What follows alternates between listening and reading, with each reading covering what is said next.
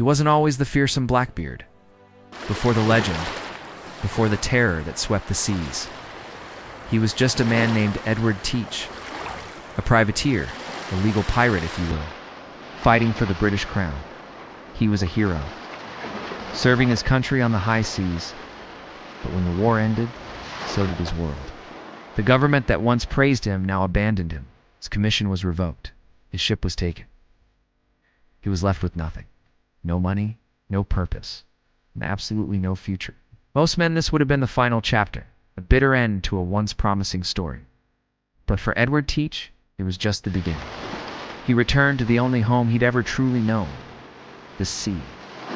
But this time, he wasn't playing by anyone else's rules. Out there, in the vast, lawless expanse of the ocean, Edward Teach died, and something far more terrifying took his place.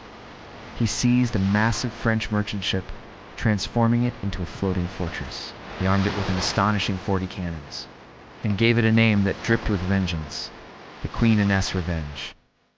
But the most chilling transformation wasn't the ship. It was the man himself. He grew his beard long, black, and wild, weaving it into thick braids.